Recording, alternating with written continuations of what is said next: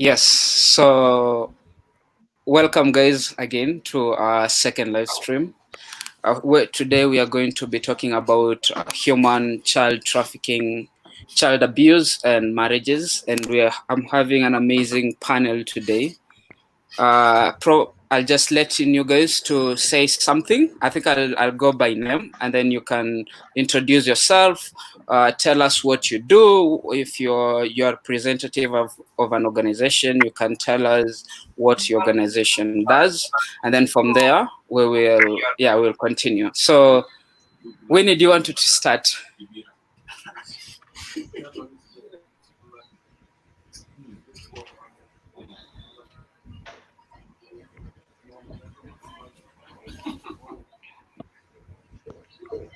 Hello, Winnie. I think Winnie is having connection problems. Rhoda, can you hear me?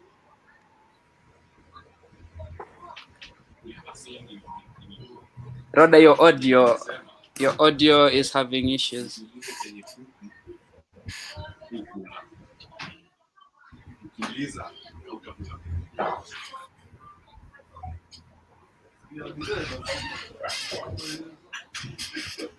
Hi, Rhoda.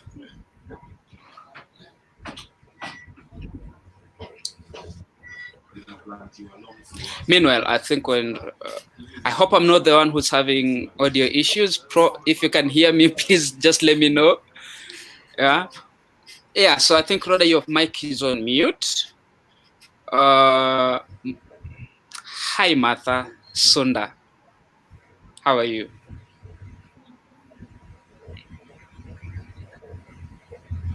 Wow. Today we're having Martha. I'll just let you in. I hope your audio you're also on mute. Could you guys check your mute buttons before? Tella, can you hear me? Yeah, I can hear you. Perfect. Your audio is perfect. So tell us something about you. I know you're an artist. So if you don't mind, you can just tell us about what you do and what your art is all about, who your audience is like, and such like stuff. All right. I am Tella254. That is my stage name. I am an artist. I do poetry and music. I'm also an actor and a director. Apart from that, I do events for Hit Entertainment. It's an entertainment company. Marketing for events and branding for products, and also activations for brands. Yeah. Apart from that, someone's audio is really loud. Sorry, Tala. Yeah. Someone's background sound was too loud. We couldn't hear you. Okay. So I take it again. Yes, please. Yeah, Teller is an artist, a storyteller. I tell stories to the bank, stories of 254. That is why I call it 254. I'm also a tech ninja. I'm in tech business and also the entertainment business. Yes. Asante sana. Winnie, can you hear me now? Yes, I can. Apologies for that. No, it's fine. So tell us something about who Winnie is. What does she do? And what the type of work she does in relation to the topic today. So my name is Winnie Mutevu, working with Heart Kenya, which is a counter-trafficking organization based here in Kenya. I'm in charge of the awareness program. So my day-to-day work involves talking to people and sharing with them on what is human trafficking, how does it manifest itself, and what can we do to reduce our risk of being trafficked. And so, yeah, I'm hoping I can be able to share more information on the matter and just discuss more on the topic for the day. Asante sana. Robin, are you back? I think I'm audible. Can you hear me? Yes, we can hear you now. So I'll just do the round of introduction and then I'll let you take over after that, okay? Okay. Yeah, so Martha Sunda. I hope I'm pronouncing that well.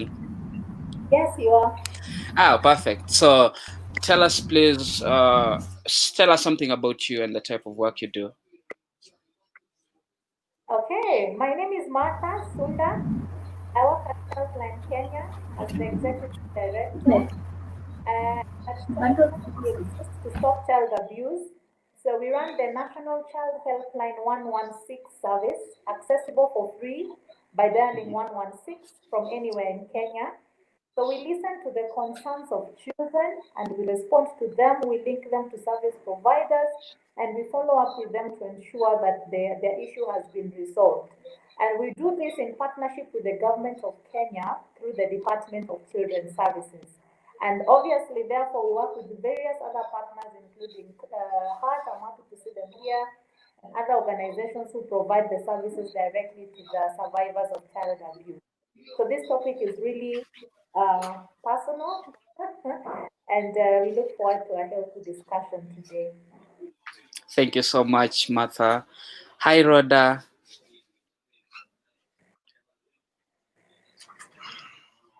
Rhoda is on mute. Okay. Hi.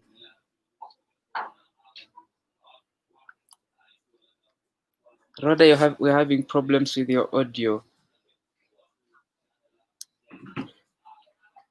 Is it probably your microphone, your earphones? So anyway, we have Njeri here. Hi, Njeri. Your mic is on mute.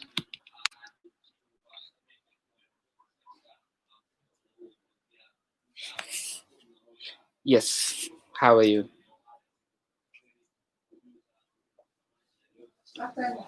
We can.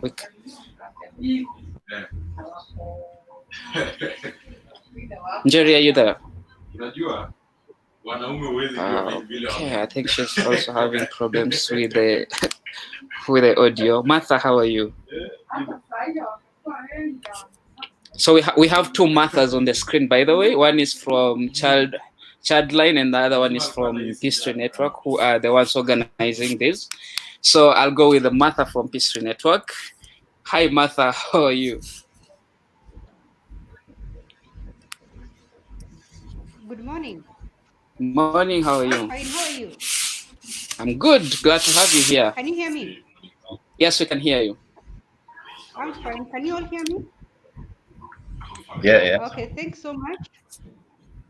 Okay, as you said, my name is Martha Okumu with Peace Tree Network, and I'd like to take this opportunity to invite you and welcome you all to our second day, our third online discussions on COVID-19 and gender-based violence. And today we are looking at children's rights. So welcoming you all, and I'm hoping to have a robust and interesting panel discussion. Welcome. Asante sana.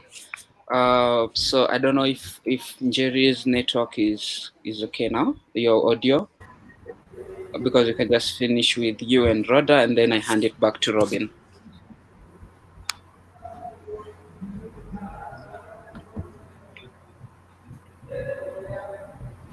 Rhoda, please tell me if you can hear me. But we can't hear you.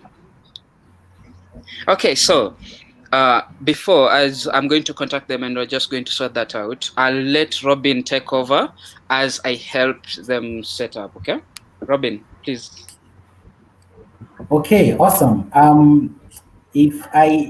So today is an interesting day, and we're having what we'd like to call technical hitches. So I'd like all the people on this panel, if you can hear me, please just raise up your hand. Great, awesome, nice. So today it's all about children, like we talked about yesterday. Yesterday, I prepared everybody for a very nice discussion, a very packed discussion on what the state of human trafficking is. We're going to be talking about child marriages, we're going to be talking about child abuse, and basically focus on the sphere of children, with especially the current scenarios we have with school and everything going on. So I'll go on to my first question straight away. What is the connection between your current job and your personal life experience in line with today's conversation?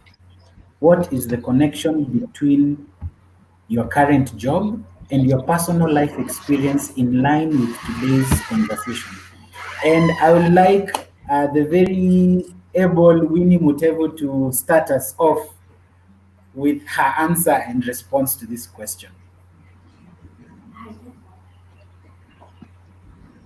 So I would say when it comes to child abuse, child marriages, I'll usually just talk about it as child abuse, where we're having the component of exploitation. When we talk about human trafficking, I would say my experience, my first interaction with child trafficking really was in 2011. And at the time, I was not too familiar on what child trafficking is. I had a lot of theoretical information on child trafficking, but I'll say my first encounter with an actual victim of child trafficking changed the work that I do completely. So we were doing a workshop in the community, one of the informal settlements here in Nairobi. And some of the ladies in the workshop said that from our discussion, they felt like they know a child who had come back to the community, whom it sounds like what I was talking about is what had happened to him. And so we were able to get to where he was. He was actually schooling in a nearby informal school. We were able to talk to him. And for sure, he had been trafficked at the age of 11. And he was in exploitation for a whole 2 years before he got rescued or was able to just get information from a neighbor for him to get out of that situation. And so just meeting him, it made my work be very real and more practical and less theoretical. So growing up, I would say one of the people who brought us up, I don't think she was 18 years. I think she was around 17 or 16. I think most of us who grew up in the 90s or the 80s were brought up mostly by children who were either our cousins who would not go to school, or who were either neighbors where they were not that well off and would have their children just come and stay with us and become the help. So for me, linking up growing up, what used to happen and what is happening right now, as much as we didn't have the law in place when I was growing up, it was still trafficking and it was wrong. But now at least we have a legal framework which we are able to use to be able to support children who are being abused, no matter the situation that is taking place.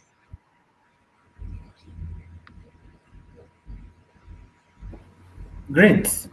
So thank you for that interesting perspective. At least, sometimes when we do this work, or when people see you doing the work you do, they don't know the stories behind your motivations. They don't know how passionate you may be, and so that's why I was asking that question, because we'd like to understand, even as we have our panel discussion, where our panel is coming from with the work they do. I want to very quickly go to I don't know if Rhoda can hear us, but Martha, if you can hear us, please tell us what is the connection between your personal life experience in line with this conversation and your current job. Yeah, tupeleke mbele, tuambie Martha. Okay.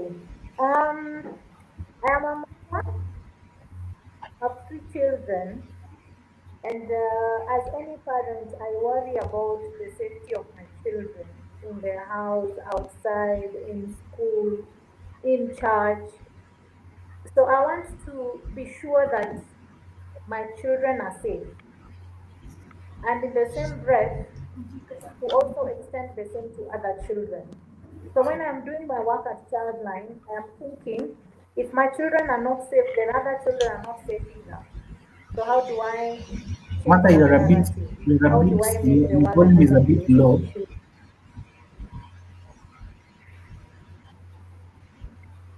Hello, you can hear me now? Yeah, it's a bit better. Is that better? Okay, okay. Well, each is better. I don't know what's happening to network. Um, So yeah. it's fine. We can. So my work extends from the office to the hotel. Yeah.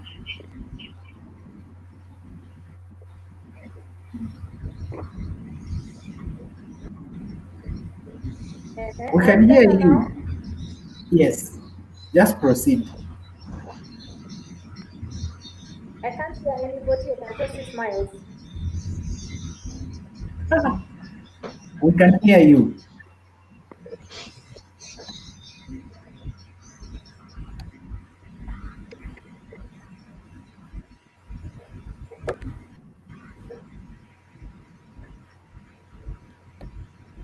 Okay.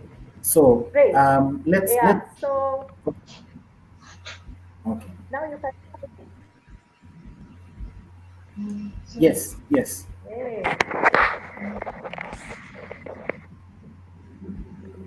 that's better now. Yes.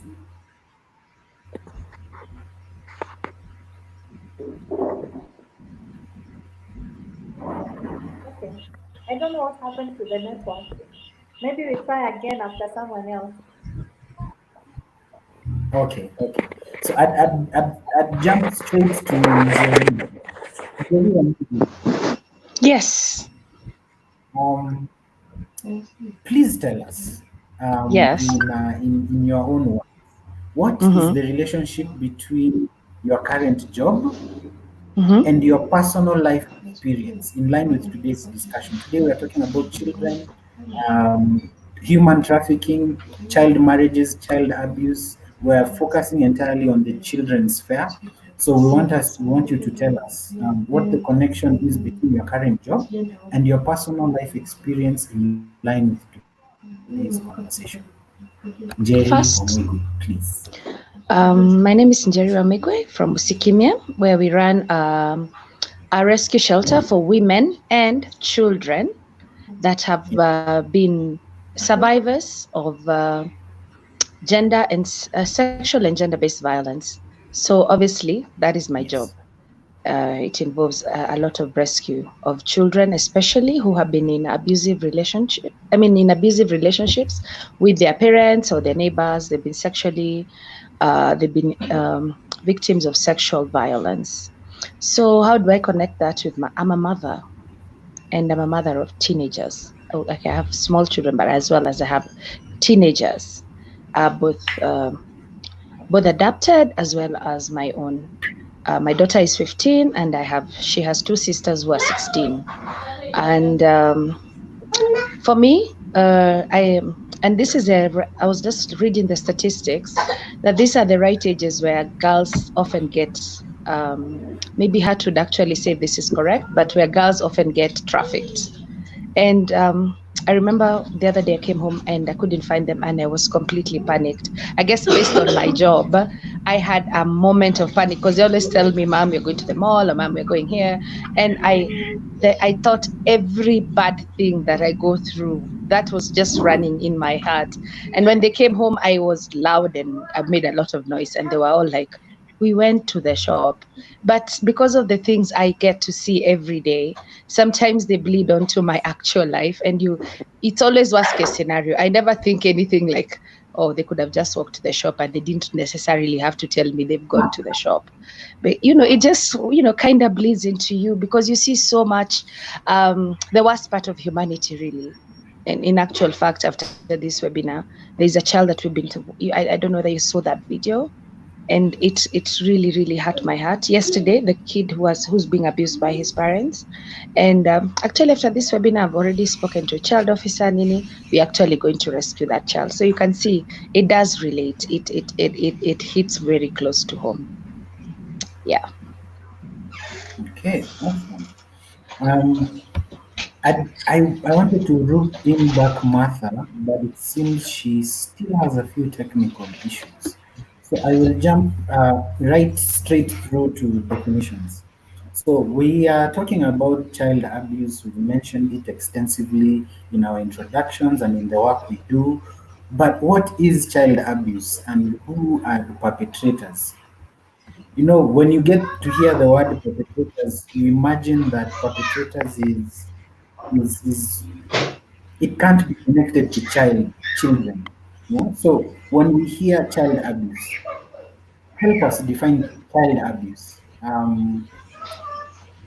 Martha, can you hear us?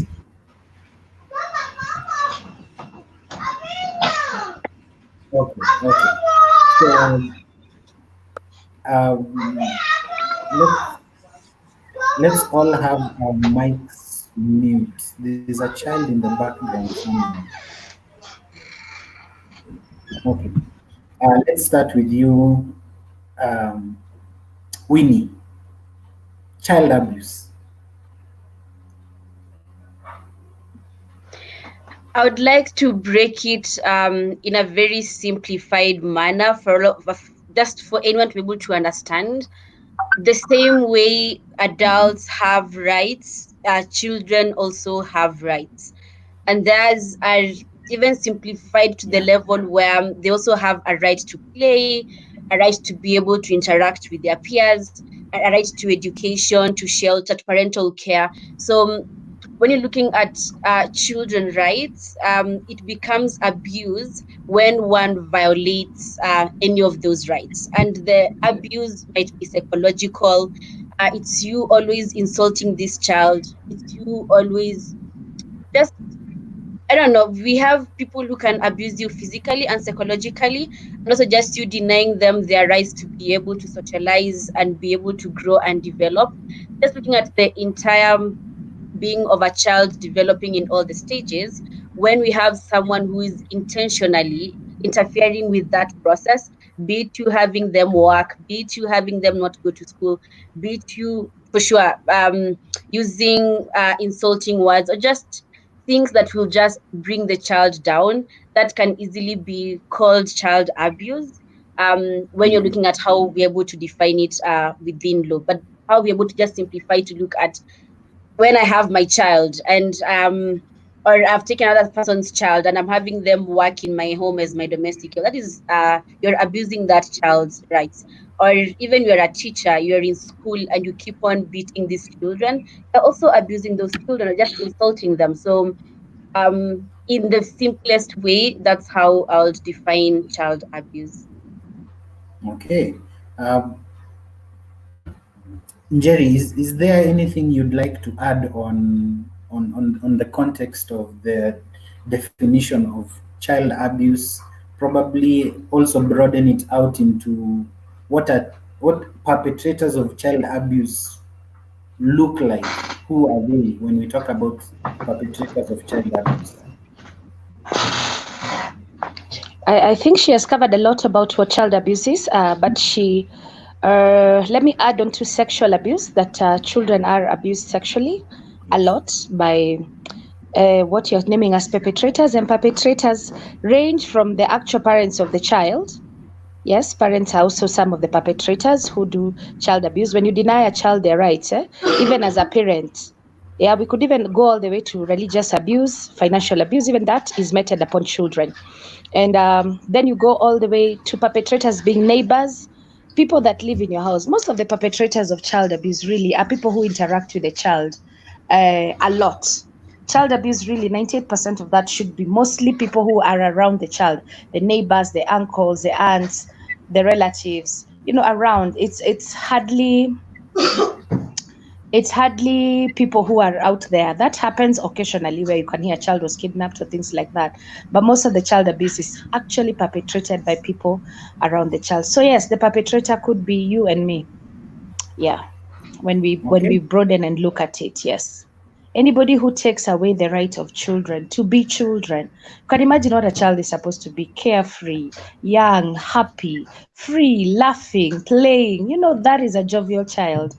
But when you take away those rights by beating, physical abuse, you find somebody has beaten the child so badly. The child has scars, the child has been burnt, so many things. The child has been defiled, molested. All these are terms that actually are encompassed within child abuse. Okay. Interesting take. We have talked about a number of the things, but I'd like us to, like, for the purposes of emphasis, somebody probably is already asking themselves, but how do I identify that a child is being abused? I want to believe that sometimes, unless it is reported, it's very hard to identify. Probably if it's scarring, somebody has been scarred in places that are hidden. For me or somebody else who's watching, I'd like our panel to help us understand, how do I get to know the common signs of child abuse? What are they? And I don't know, I dare say, why somebody's probably even asking, why should it concern them, especially during this COVID-19 period, for the purposes of emphasis. Yeah, I think so yes. Robin, even before we emphasize on how do we even identify, I think I would like us to define who a child is. Okay. Because sometimes we tend to think that, oh, they're 16 years old, oh, they're 17, they made the decision, and such like things. I think before we even look at what I should look out for, I think it's just knowing who a child, first of all, is defined to be, and that is Yes. anyone below the ages of 18. And more emphasis is on both girls and boys. So it applies. So sometimes we tend to make it look like only girls are children below the ages of 18, even boys. So anyone below the ages of 18 is defined as a child under the law. And I would say, looking at the signs to look out for, it's normally way much easier to identify when we are able to access schools, because you can tell when there's this certain child who never goes to school, so you're able to tell that something is off. You're easily able to question. But right now, with COVID-19, with everyone being forced to stay in their homes, a lot of abuse is taking place and might go unreported, or even anyone being able to identify it. But again, we always have the normal things of a child who was always jovial, very free, withdrawing, being more quiet. We always have these common signs of maybe there is injury you're able to spot on the child.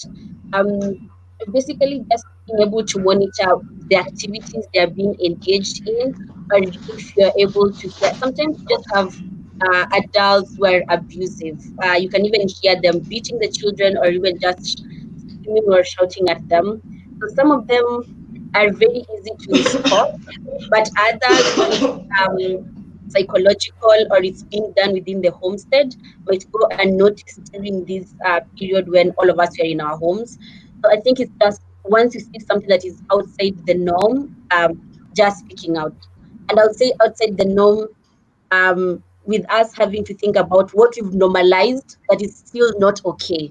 So again, we also need to discuss on what have we normalized in our society that it looks like it's normal, but it's not okay and should not be normalized. So speaking of the norm, again, it has to be discussed on what is the norm, what should be, and what when I spot should I be thinking of this is not okay and something needs to be done.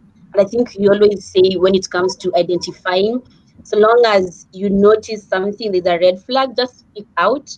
No one will, you won't be taken to, you won't be jailed because you reported something that after investigation they found it was not what you thought it was. It's always good to just share, and we try and see if we can reduce any harm being caused to someone by us speaking out. Okay, awesome. I wanted to ask a question, to pose a question to Njeri, but she seemed to have stepped out a bit. But let us move on to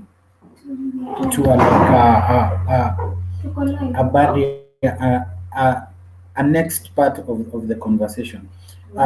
Winnie, you are a specialist in the discussion on human trafficking, especially based on the work that you work with, the people that you work with at Heart Kenya.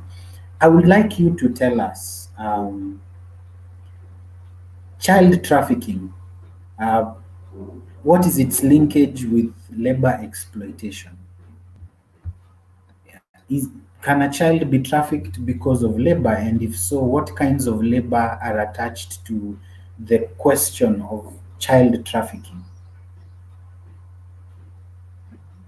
So I'll say when it comes to child trafficking, I would like to simplify also the definition for us to understand what we mean by child trafficking. And it's just the act of taking a child, and then you might choose to harbor them, you might choose to transport them to a different location or transfer them to a different location, but you're taking them with the aim of exploiting them. And you might exploit them for labor, as you've mentioned. It might be for forced begging. It might also be for sexual exploitation, and many other purposes. So when it comes to labor, we refer to it as child labor when I take a child and have them work for me or work for someone else.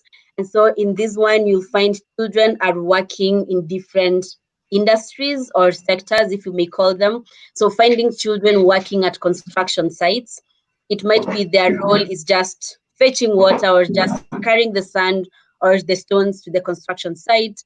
We also have children being used in the farming industry. It might be someone is farming kales, pineapples, cats, depends on what someone is farming. We have those who are being used in the hospitality industry. We very much well know of the small vibandas, the restaurants, which are normally by the roadside, where you find children as the ones who are cleaning the dishes, or sometimes the ones who are even serving you the food. We have children being used in the mining areas. We also have children being abused in our homes, which we refer to as domestic servitude, where we have children working as our helps. They are what we call maids or domestic helps. So all that encompasses what we refer to as labor when you're using a child to work for you. And just to mention, when it comes to child labor, let's say a child came and knocked at your door and told you, I'm suffering. My parents maybe have passed on. I don't have any food to eat. Please give me any type of job. Under the law, by me employing that child, you put them under child labor, and that is child trafficking. We have those who, in the rural homes, it's a family which is maybe child headed, where we don't have a guardian or a parent to take care of the children. We have neighbors who choose to employ those children to work in their farms, with the aim of supporting them to have a meal on their table. But at the end of the day, you are abusing that child by making them work for you. So, in simplest ways possible, that I'll be able to explain trafficking a child for child labor. Great. I want to bring in everybody on the discussion. Even before I at some point I hand over to my co-facilitator Desmond to take us through a few of the comments and probably give a few follow-up questions. I want to ask Njeri a question before I get to you, Rhoda, and eventually to Martha and Tella. Njeri, you have told us right now that there's already a case you're dealing with at the moment. I am not certain whether you can discuss the merits of that particular incident today, but I'd like I'd like you to tell us from your experience in handling children and being at the center of all these adverse effects and infringements on their rights. Yes. How do you see it portray itself? Like, what are the first things you already see the moment you identify that this child may have issues at home? What do you look at? Sometimes potential injuries. You see that these are not the normal injuries that children have, like when they're playing. You can actually see it's a burn injury. It's bit marks, marks that occur when the child is bitten. Also, sometimes this is just physically when you're checking. You can actually see if a child has been starved. You can tell. children are very expressive, and children show much more easier emotions, a range of emotions than adults do. So it's very easy to pick up when a child is perpetually sad, the child is withdrawn from society, doesn't want to play with others, or sometimes the child is overly hyper. And I don't mean that to talk about ADHD. I just mean like sometimes children that you'll find that this child in school is always bullying other children, and you're always wondering what's the story with this child. And maybe sometimes once in a while, you ask this child what is going on, and then you find that this child is really beaten at home, and so he's enacting the same thing to the other children around. So that is also one of the things. But normally you can tell by a few signs here and there. As I said, physically, most children who are really abused, it shows. It does show, it comes up. Great. Okay. So I don't know if Rhoda, can you hear us? Yes, I can hear you. Can you hear me? Great. Awesome. Yay. Okay. I'm a happy person now. I want to bring you in strongly into this conversation. Please tell us your different experiences with the topic of child abuse and child trafficking. As a practitioner in your field, how can you weigh in on the topic we're discussing so far? Thank you so much, Juan, for being patient with me and my techie issues. Child trafficking, for a long time, several years, I've worked in the northeastern part of Kenya, and I was in GBV programming, where we were supposed, a part of my job was to help survivors of GBV, mainly sexual gender-based violence, be able to testify in court without getting re-traumatized or feeling intimidated or freezing up in court, so that they would be able to articulate their story very well. But in my line of work, we did meet with children who have been trafficked, and it was really sad because half the time they were not aware what's about to happen. I was based in Garissa, so that meant the children coming from Dadaab, Somalia, or coming from the other side of Kenya going towards Somalia, but they would all meet there at Garissa. And just like my colleague was saying, you can tell a child that is being intimidated, that is in fear, that has been abused, that is being exploited. They would be afraid to talk to you. They would be, before they answer a question, they would look for the authority nearby, right? If there's an adult standing nearby and the adult will not let them answer questions, that's a red flag. Right? If they have to look at that person before they answer, that's a red flag. If they cannot interact with other children their age, for example, if you're working with a 10-year-old and you show up with a sweet, all right, or you show up with a smile and you say hi, there's the normal range of responses that you expect to see. And if you do not see those signs, then that's another red flag. And it's very unfortunate that especially the younger kids, they are so naive and they believe what they are told. So when these girls especially are told they are being taken to Nairobi kutafutiwa kazi, they are happy. They think they are going to a better life in Nairobi, and they might even resist your attempts to help them because yours does not sound like a good story. It doesn't sound like a good story in comparison to what they have been told. So in my line of work, I work with caregivers a lot. I have learned that especially when you are helping a survivor to recover from the trauma of exploitation, child abuse, sexual gender-based violence, the caregiver is a strong link to your treatment plan, because they would, if one of the after effects of this experience, horrible experience, would be a panic attack or anxiety attack, then the survivor may not be able to help themselves the way the caregiver will help them. Whatever instructions you give them, about breathing and calm yourself down and ground yourself, would better be heard within the episode through a caregiver. And if the caregiver does not understand what you're doing, what your treatment plan is, then the treatment will not work as well. So I have learned to appreciate the role of the caregivers. The caregivers being the person, the guardian, the parent, or the person who is getting them out of the exploitative scenario, the person who brings them to hospital, the person who goes with them to court. Look out for that person when you're working with this survivor and help them understand your treatment plan. Help them understand indicators of PTSD. Help them understand indicators of a relapse. And then even if they do not ever come back for counseling, they have a better chance of getting back to a near normal life. Yeah, let me stop right there for now. Let me not hog the microphone. Okay. Those are really great insights. Sometimes you want to think about the entire topic and you don't imagine that it's as layered as you have clearly explained to us. Now, I want to bring in Martha. Martha, can you hear us? Now I can hear you.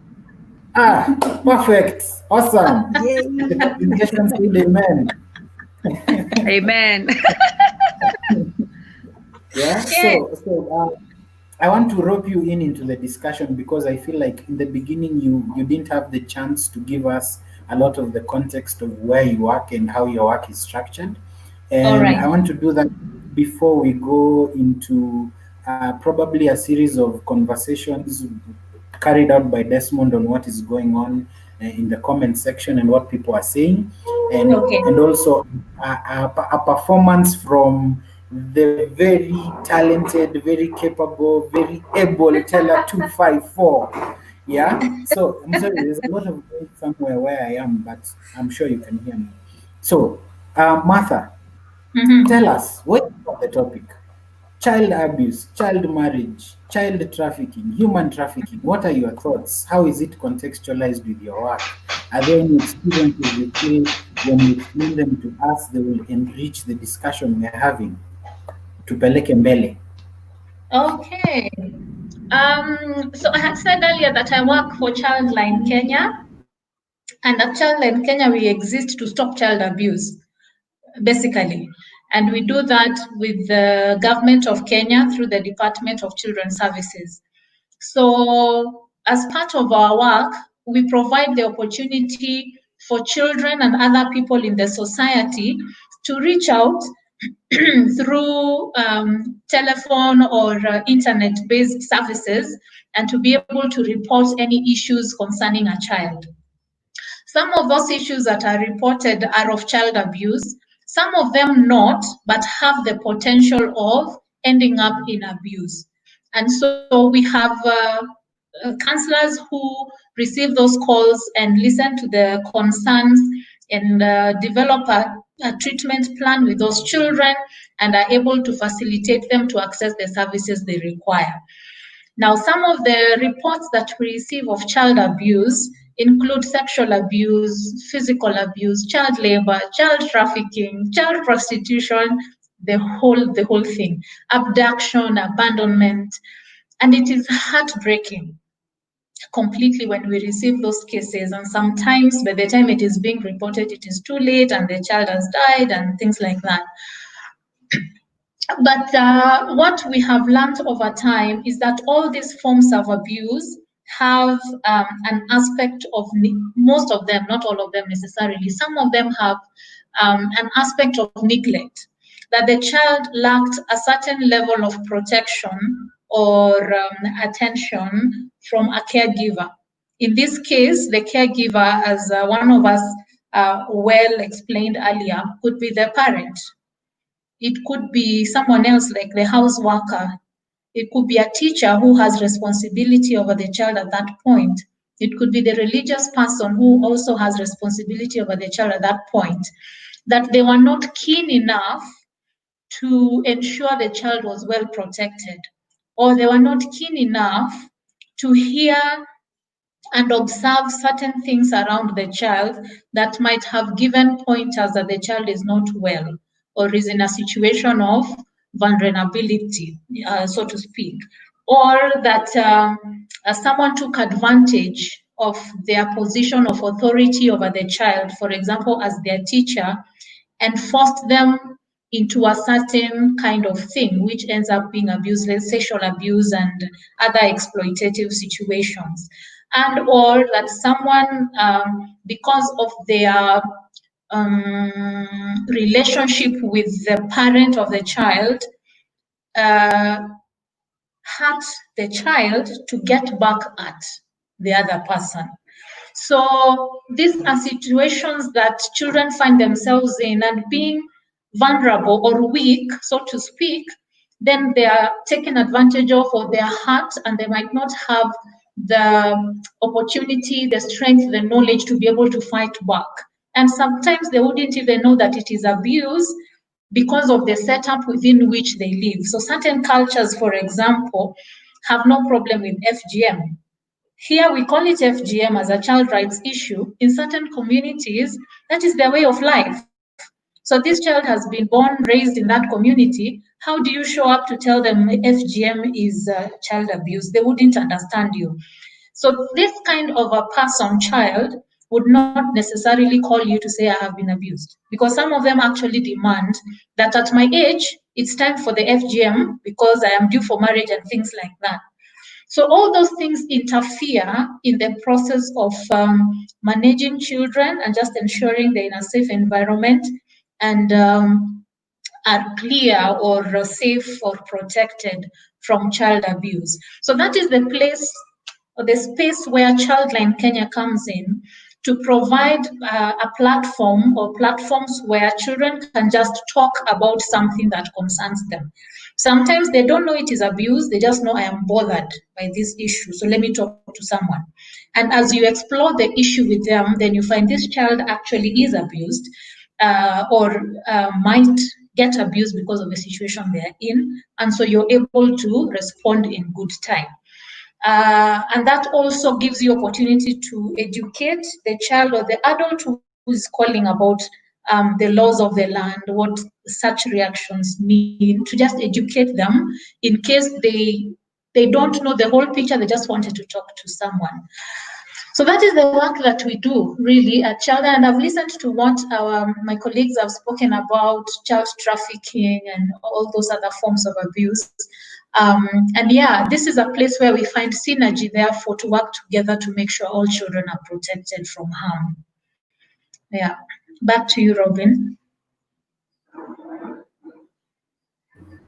Yes, the comment section is Alive. is very alive with opinions, and people are really weighing in on the topic.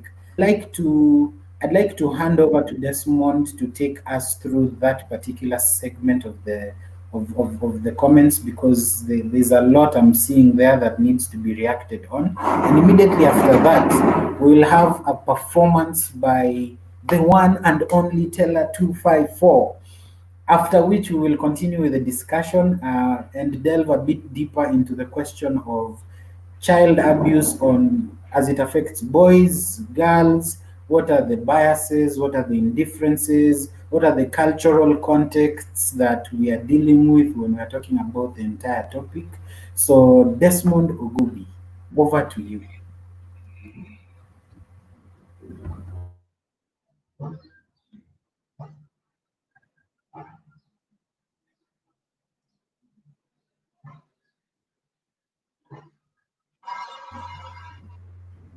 We can't hear Desmond. I am so sorry. Okay. So thank you so much, Robin, for such an interesting session. I've gotten to learn a lot. Yeah, so as Winnie said, there's a difference between having the knowledge and having the experiential, like being immersed, having the contact with, like, getting in touch with these people, working with them every single day. You tend to always learn more from the experience part, and I feel like you guys are just schooling me and I didn't know anything, which is actually the whole point of the conversation. But before that, so I'll just go straight into the comment section. I'll read a couple of comments and then probably pick up some questions out of the comments as we go on. So the first one is from Rick's Poet. He's like, greetings to Winnie and Njeri. I think you guys have worked together before. Spontaneous the Poet says, greetings to you all. Interesting insights right there. We have Patricia Njogu, who is like, she's actually trying to give different types of child abuse, where she's talking about the physical, emotional, sexual, and neglect. Oebaism says, greetings everyone. And then we have Patricia, she's coming in with another point, and she's like, if I go with my child to the farm to work, and we farm together to harvest our produce for sale, would that be child abuse? And I've had this before, so I'll just drop that. Winnie, I'm giving that to you. I have had situations whereby the parent goes with a kid to the farm, but from morning, roughly around 6 to around 3 in the afternoon, the kid, they are of course out of school right now. So if I'm a parent and I go with my kid to farm for that length of time, can that be considered also as child abuse?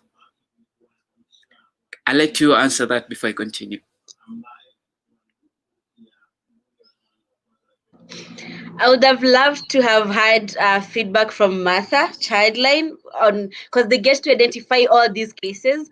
I'd like to know how they get to actually identify. Would that be child abuse if I was to report that case to Childline? And then I'll add my feedback to that. Okay, Martha, please. Hivyo ndio Winnie amejitoa.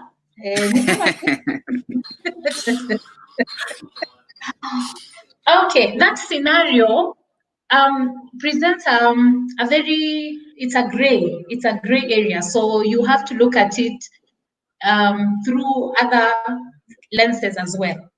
So the act of going with a child to the farm and working with them and harvesting, blah, blah, blah, in itself is okay, in itself. But there are other things we need to look at. Should this child at this point be in the farm or in school? So is this interfering with their opportunity to go to school? Is this interfering with their time to be a child and to play? You know, things like that. Is it are they in distress doing that kind of work? You know, and they're feeling, yeah, this one is too much, you know, or are they being harassed and emotionally abused and things like that while at it? So on its own, it's okay, but when you look at all these other factors surrounding it, then it might qualify as abuse. There are times when children just want to participate in the work and they see it as fun and they therefore just go with, like in this time when they're not going to school, they go with you to the farm, they do some things with you, some not very well done and stuff, and you just encourage them so that they understand these ways of life. It is called socialization, and that is fine. It's actually a requirement for their growth. It's part of building their responsibility. So in this scenario would not be looked at just like that. There's a lot more that you look at before you qualify it as abuse or not abuse. Yeah, it could actually be a positive thing for the child. Yeah. So Winnie. Yes, I think, thank you for, well done. I think sometimes you always have a conflict in the definition on what is child abuse. But then at the end of the day, again, as you've mentioned, we might be able to spot all these things. We go and report. At the end of the day, we have the judicial system where they'll make the determination on was it actually child abuse or not, after they've been able to explore what Martha has mentioned on what was around the action, what else happened beyond what you were seeing, what else was around the issue. However, I'd like to mention this, just adding to that, we also want to teach our children to be independent once they become adults. So there's the aspect of when you're training your child, and there's also a difference between I'm training or am I actually now taking advantage and abusing my child. So there's always, again, when she's talked about, there's always a gray line, and you only make it clear once you investigate further to understand actually what was happening. And depending on also the age of the child and also just their development level, it might be 10 years, but still not strong enough to do some things. So the things which have to be considered as well for you to tell, was it okay for this child to actually engage in this activity? However, we know we have parents who will send their children to tea farms to go and work in those farms, and then they get paid. Now, this is no longer me working with my child. This is now child labor, where a child is being employed somewhere and being paid or not paid. I mean, the parent is the one who is being paid. So we have to look around what else was happening for us to be able to determine, was it child abuse or not child abuse? Thank you so much. Thank you so much, Winnie and Martha. So I'll go to the next comment. It's from someone called Peter Otiende. And he says there is a very clear distinction. Let me just put that on the screen. He says there's a very clear distinction between child work and child labor. Most people don't know when they cross the line, which brings me to the question that I wanted to ask from Patricia.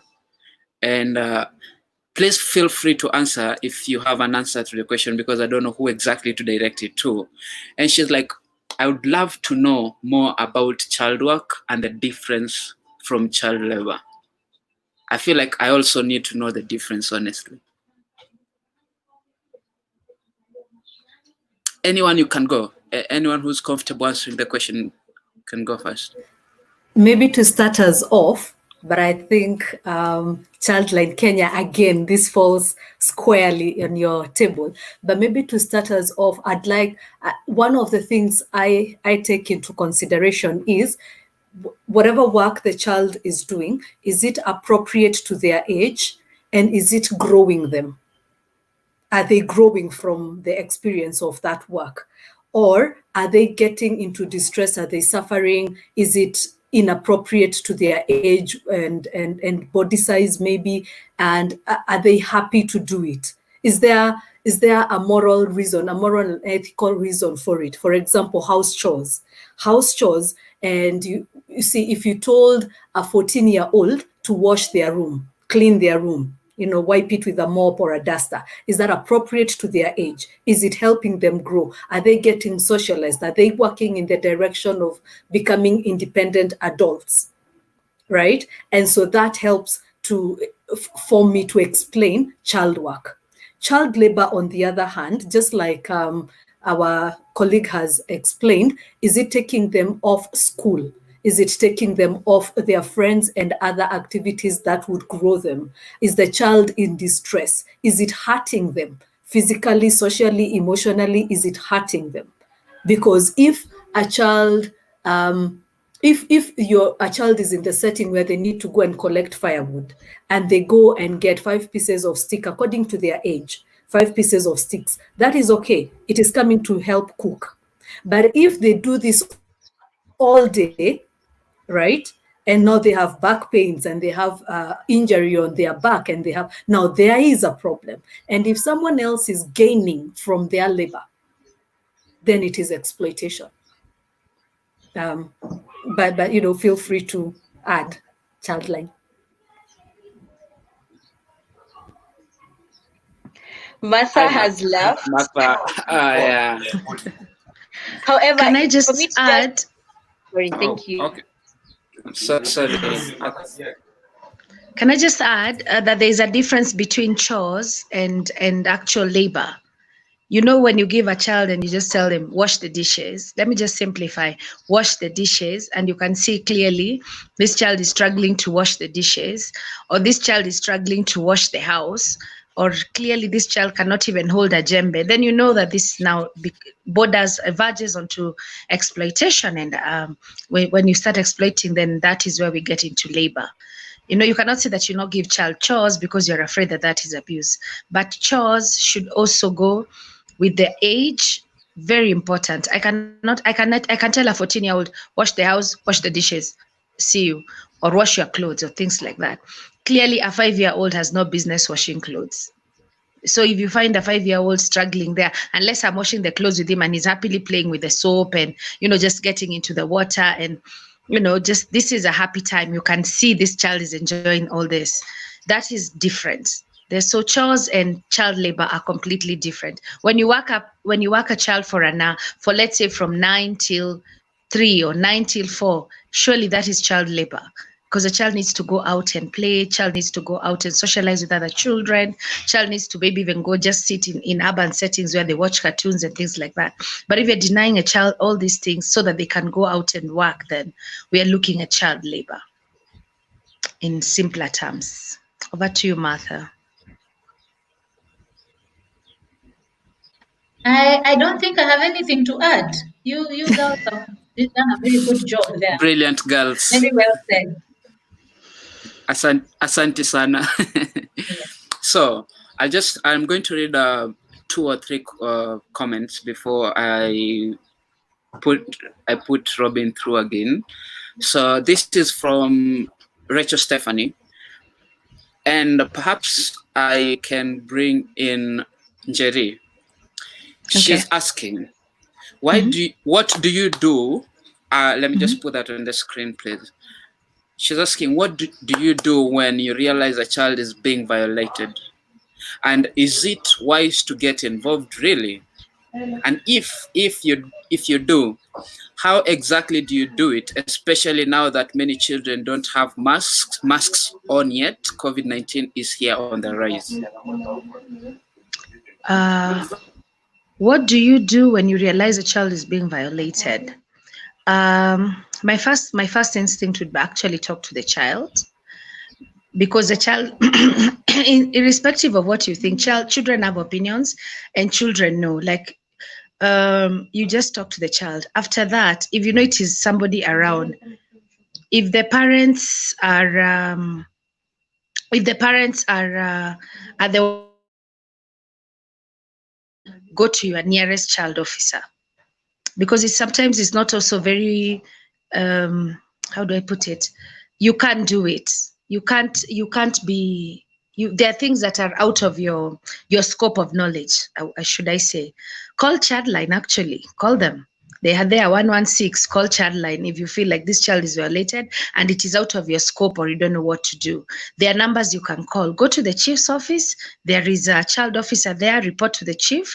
Those are some of the things you can take. Don't be a bystander that takes no action.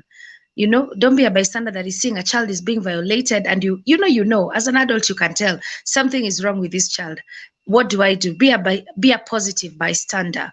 Be the bystander that takes actions and says, okay, maybe this child is being violated. Maybe I'm just being suspicious for nothing. If let's say it's a child in your neighborhood, call another adult and ask, oh, do you see this child always selling mandazis? What's the story? Then the person tells you, this child doesn't go to school, he's always selling mandazis. Then, you know, take the next action. So this could be the parents, or this could be the aunt, or this could be somebody. Instead of me going and starting to start fights with my neighbors, let me call Childline. Actually, that Childline number should be more often advertised so that people can know where to report violations of children. Go to your chief's office and tell them, I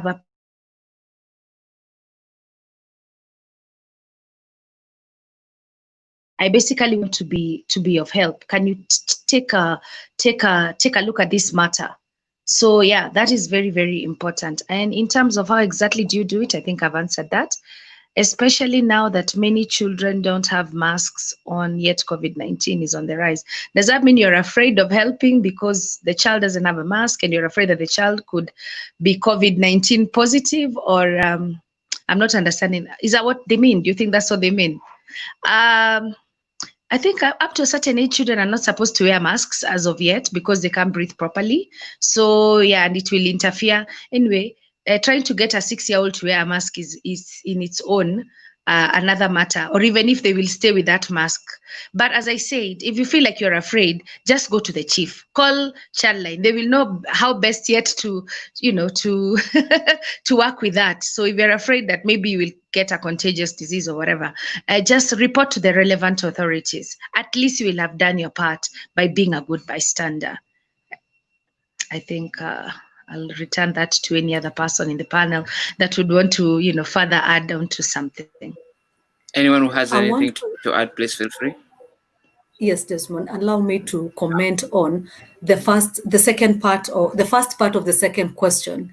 Is it wise to get involved, really? I want to underline the word wise. And I want to say that if violations are happening against children, it is just for a short while that it will be the child of a stranger. Pretty soon it's going to be your child. Pretty soon it's going to come close to home. Just getting the example from COVID-19, it started from far, far away, and we looked at China and we said, oh my God, and we left it at that. It is home with us now, right? And so for everyone who is going about without observing social distancing and all of that, it is coming home to you. Similarly with child violations, they are unable to speak for themselves, the children, they're unable to speak for themselves, but that is not to mean that cannot be your child, your sister's child, your neighbor's child, or a favorite child. So is it wise? Yes, because we as the adults are the gatekeepers of our communities. We as the adults are the ones who are in charge of future leaders. So if we have a whole generation of violated leaders, they were violated in their childhood, guess who will be taking care of us when we are much older? So yes, it is wise. It is in your best interests to look out for the children. Oh, and yes, there's Childline, and you can actually report anonymously to the police. Online, I think there are several apps where you can anonymously report. Make noise if you're afraid to show up in court or to go and write a statement. There are still places where you anonymously can make enough noise to bring attention and save that child's life. Thank you, Rhoda. Thank you, Rhoda. Thank you so much. I'll just jump into, I think there's a question that someone, Peter Otienda, has just asked, which I feel has been really answered extensively. It's on the screen. He's like, interpretations on extent of child work is what differs sometimes. Is the work interfering or limiting him or her from participating and accessing other basic rights to education, like to right to education or to play, which has already been answered. And then there's Louis Otieno says, sorry, I'll just go back to that.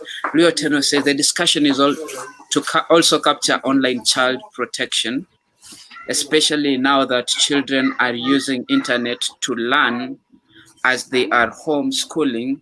It opens up online grooming from perpetrators, and he says that's in relation to child neglect. Yeah. So I have a question. A lot of recruitment, especially for the young girls who are around the age of between 12 and 16, has been online. Like there are a lot of people who are actually being recruited online, and right now everyone is using the phone and everything. What are some of the ways that this can be mitigated? Because I know parents are buying phones to kids who are really young and they haven't given them the proper training on how they're going to use a phone. So there's an online bullying that is happening a lot. There's online recruiting of people also. How can that be curbed? Martha disappeared. Winnie, can you help us answer the question, please? I think my question would be recruitment to what? They're being recruited for the children. What's the purpose of the recruitment? That would be my question to you first before I respond. So in situations whereby, because of the online platforms like Facebook, some of the people who are perpetrators, like for example, people who violate kids sexually, they entice them with gifts and stuff online and then meet them in person. Yeah, we're in such a situation. I would say it's always encouraged to have children to be supervised at all times, no matter maybe even if it's on travel, when they're using these gadgets. It's upon the adult who has given them the gadgets to try and see how they can only have child-friendly apps being utilized when the child has access to it. And I think there's a lot of material available on what a parent can be able to do, or a guardian, to ensure that in case a child gets into an app or a link that is not safe for them, they're even able to get a notification. So I'll say there's enough information on that.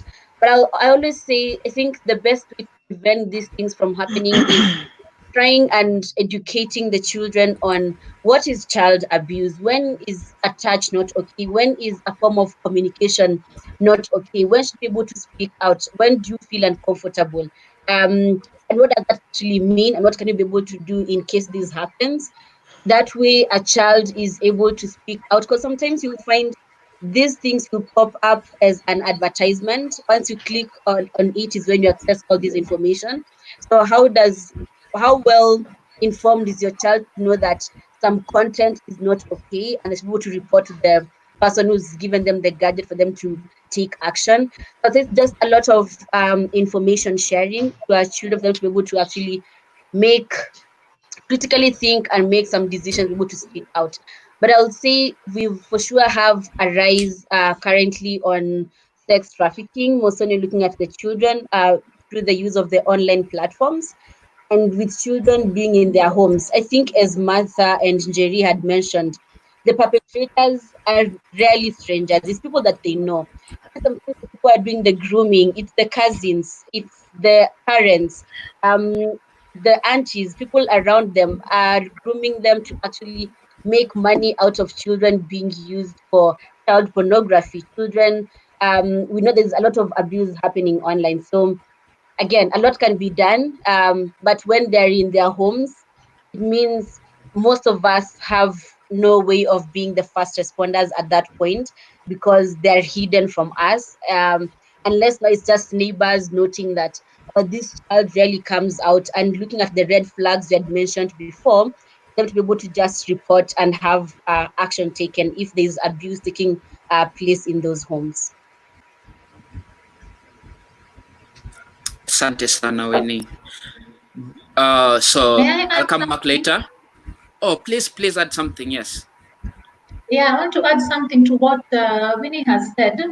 I think it is critical to start with our relationships with our children, so that the child is comfortable and doesn't have to second guess themselves in case they want to confirm something with you as a parent. That also means that when they find themselves in a certain situation, they will be happy to come ask you just for clarification. And that is important, perhaps even more important than just dishing out information to children. Because we'll find, especially with the online platforms, children are validated, a validation that should have come from their parents, their immediate. And so they're comfortable about that whole situation, but they're getting a validation that they're lacking. So they ignore all these warning signs and go for the fix, because it's a fix. They feel good that someone has appreciated the way they look at them, which appreciation they're not getting from home. And that's where all this, so that the child is feeling validated, the child is feeling loved from home, the child is feeling free to discuss issues at home, so that they don't have to go out and looking for all this attention and love and appreciation and information from other sources that are coming with other issues attached to them. Yeah, so I just mentioned that. Thank you. Asante sana. So I'll hand it over. Someone wanted to say something. Okay, I'll hand the discussion over to Robin. I'll come back with my final round of questions and comments. Thank you so much. Thank you so much, Desmond, for that very interesting round of weighing in on the comment section. Discussion is very timely considering the times we are living in right now. I want to go straight into introducing and engaging a part of this panel that has been interestingly silent, and I'm sure a number of people are wondering why. Teller 254, how are you? Teller, are you with us? Are we together? Yeah, I'm very fine. Awesome. Yes, we're together. Yes. Yeah. I want to And discuss I'm with also you. very fine. Thank you so much for bringing I want me to in. engage you a bit. Tell us, you are an artist. I have had the privilege of working with you on a number of projects, and I know your artistic process. I have experienced you on stage, and when you are emceeing and organizing events and packaging discussions on issues. Please tell us, help us understand, even before you perform, what you had prepared for us. Tell us what your thoughts on the topic are, and how do you engage such a topic in your artistic process, and then finally perform for us. Bless us with a piece. All right. Well, for Astoria children, I've had a couple of events working with children.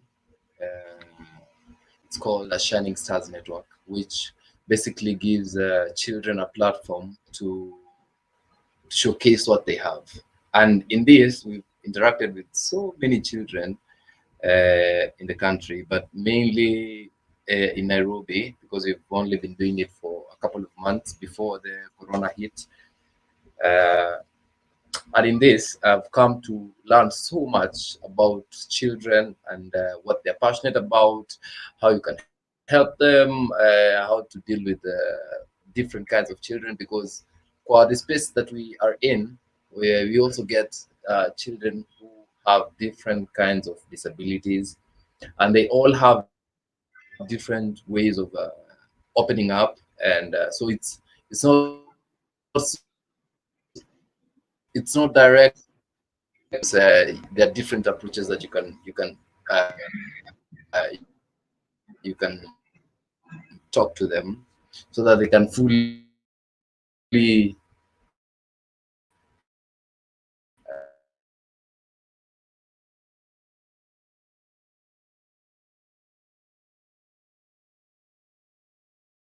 comfortable for them to open up. Kuna those feel exposing themselves out to you, rape, or any kind of violence at home, or child or neglect, but you cannot really but they don't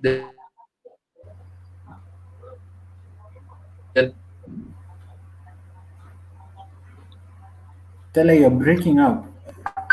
Your internet is a bit weak.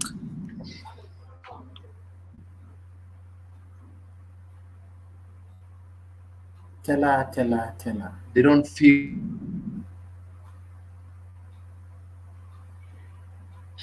Robin, just continue. Let me help him sort it out.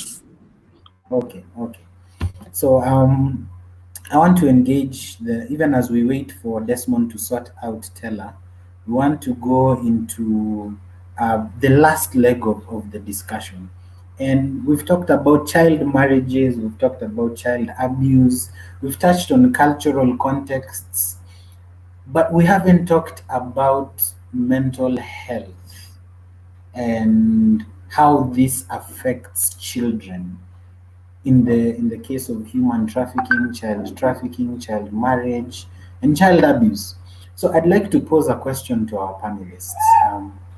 What help is currently available in terms of psychosocial support and rescue centers? what help is currently available in terms of psychosocial support and help centers. And I would like to start with Rhoda. Rhoda, take us away. I hope I take you in the right direction, you know. Mental health support. I'm not even sure how to start that one. I want to say that supporting survivors of all of these violations is critical. There's obviously the bit for reporting and going to hospital, and that legal path takes us to court. And I would my work in Garissa heavily was in court, and because we had realized that there's a big gap in provision of service for survivors of all of these violations in court. At the police station, there's the gender desk, and there's a lot of good work happening at the police stations and supporting the gender desk that enables the survivor to give their story, articulate what happened. Similarly, at the hospitals. But in court, especially minors are expected to go in and give their story, and that can be very intimidating, especially because court is not somewhere you go by for a walk. You know, it's not a place you happen to be at. Hospital, you can be there for a cold, for malaria, for whatever else. It's not too alien, it's not too removed. But court is removed from the common person unless you have a case going on. And there is some good work going on with the child bill, and there's a task force for children matters, and they're doing a fantastic job. And I'd like to say that this really should be upscaled to all courts in Kenya, so that there's psychosocial support at that point, so that children are prepared to testify. There is a psychosocial counselor in chambers with them, and thereafter. Because this is the part where legally the accused person is allowed to ask questions to the survivor. And that can be really traumatizing. And if that goes wrong, then the case might even just fall by the roadside due to technical errors. And so I would say, if there are NGOs out there, I know, the NGO I worked with in Garissa did that, but elsewhere in the country, psychosocial support needs to be upskilled at the court level to support the minors before testifying, during when they're giving their story, and after. And also to educate the caregivers, to give psychosocial support and education to the caregivers. Because think of the caregiver being a parent, for example, or being an older sibling or a father even. As much as the attention goes to the survivor themselves, this person, their daughter has been violated, their son has been violated, right? I remember one time an old Somali man called me and said, "Mimi ni yule baba wa yule mtoto ya rape." I was like, you can't identify yourself like that. That cannot be your identity. And if you take that on as your identity, how you identify yourself, how much more or worse are you saying to the survivor, right? So there's a lot of support that is required for caregivers. One, for them to heal, so that then they're able to extend the therapy at home. Because whether there's medication, whether there is self-work to be done, it is the caregiver who oversees that. And I want to say that was my experience out there, was one of the outcomes of Suruvi Home Care Services, so that we help caregivers grow. We help them have a community, a platform to ask questions, to learn, to be supported, to connect with experts, to be able themselves to cope. In these current COVID times, and the government is rolling out home care services, right? And saying, if you're sick and symptomatic, go home. The family in general is suffering stigma as well. Because wow, human beings, we are amazing like that. We stigmatize the sick people. However, for the caregiver to be able to do that and take care of themselves so that they can take care of the sick person, they need help, they need support, they need education, they need skills. And I don't know if I am loud enough. Your volume iko sawa. Let's upscale psychosocial support across the board, and let us focus on caregivers. You can do a fantastic job. You can do a fantastic work at the hospital, at the police station, alafu ibomolewe nyumbani. Because the caregiver doesn't know, they are fumbling, they are in shock as well, they are going through anger, they are going through grief as well. And then they're trying to mask it to take care of the sick person. So let's support the caregiver as an important pillar in the support system. Yeah, over back to you, Robin. Even as I don't know if anybody wants to add on that, but I want to add a layer to that question. So we have psychosocial support and the question on rescue centers. But another layer would be, so people like myself and so many others who are probably tuned into this discussion. Let's call ourselves lay people, and let's say we let the assumption be we do not understand the dynamics of how this usually operates.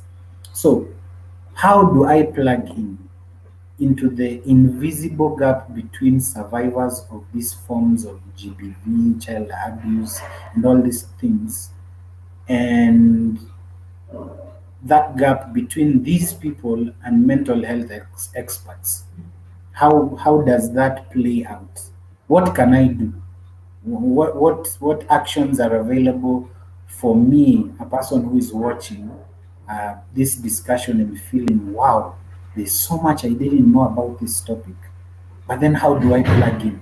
What can you tell me as somebody who's ready to, take the button up and really do some work? Mhm.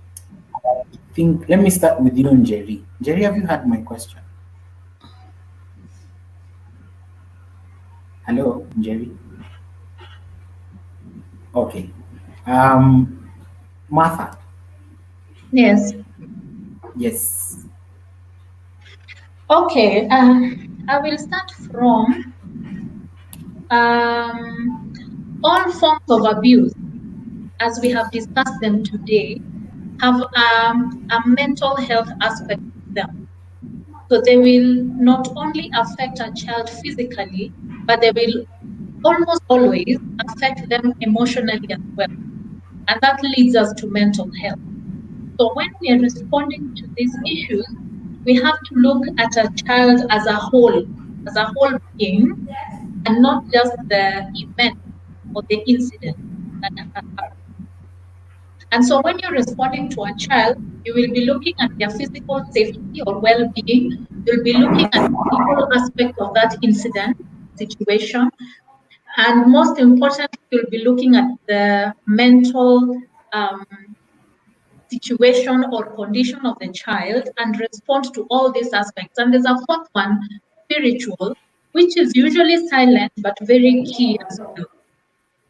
Now, and as you're looking at all these aspects for this child, the child does not exist in isolation. You're looking at all these aspects in relation to the child and their support system. So there's the caregivers there are the siblings, if any.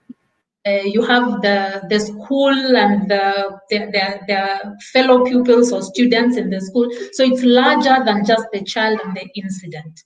Now, if we look at it that way, then we are able to mobilize the relevant resources that are required to respond to this child so that at the end of it, they are holistically supported, so to speak. So you will have the legal practitioners, you'll have the medical people, you'll have the psychologists, psychiatrists sometimes, you will have the spiritual leaders coming in to play their part, you will have, you'll have the teachers, everybody has a role to play in just making sure this one child has been supported to continue their life holistically. So that is how I would look at mental health. And so it's not, the gap exists only because we don't always look at the picture as wide as I have painted it. But if we want to look at that picture that way, then we shouldn't have a gap, because we will now identify who are these specific people we need to be able to fully respond to this person, the child that we want to manage at this point. Yeah.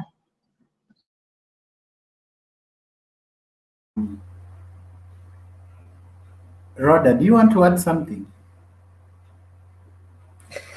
Yes, thank you.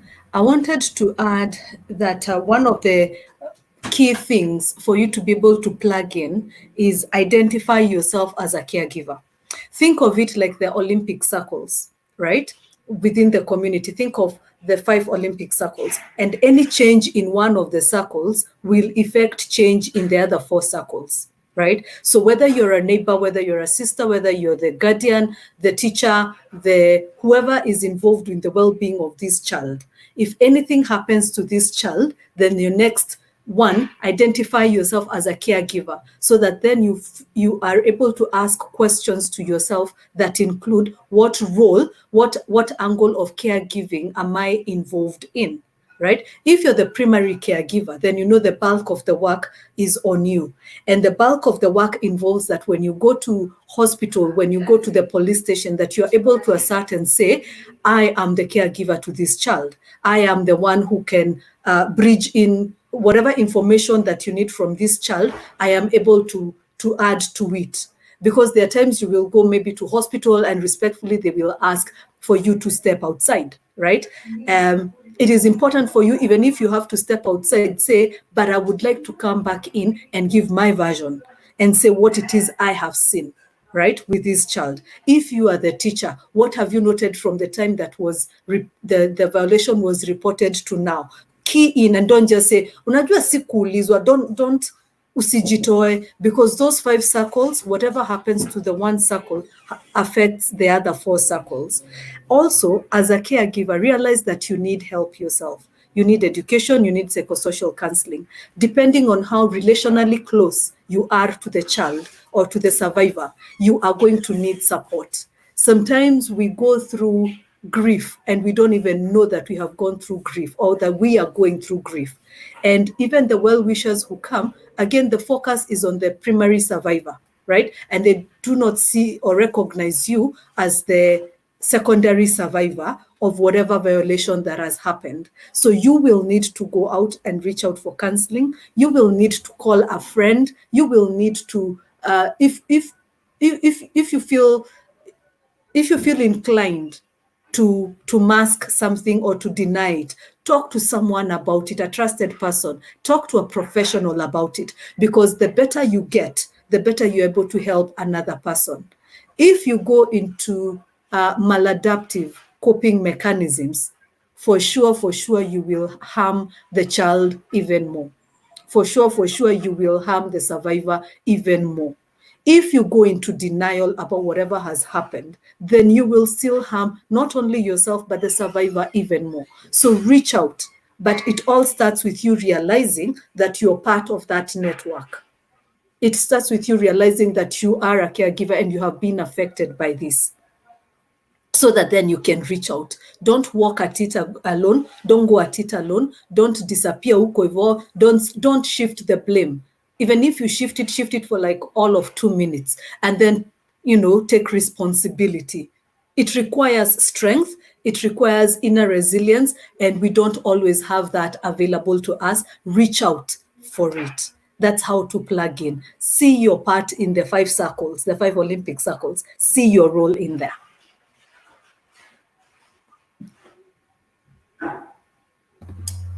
Great. Okay. So now,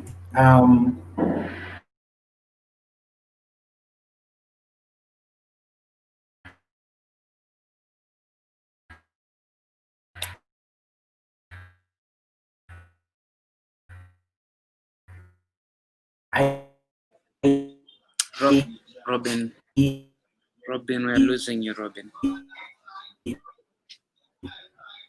Let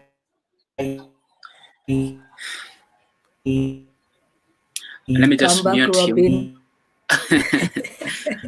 I will just mute his microphone and then see when he's back. Yeah, so let me. I want you to read a comment. I'll just pause. Oh, Robin is back. Robin. Okay. Am I? Welcome back. Can you hear me? Yes. Welcome back. Okay. Chida ya mitambo. Okay. Okay, awesome. Yeah, so like I was saying, the discussion has been very, very impactful thus far.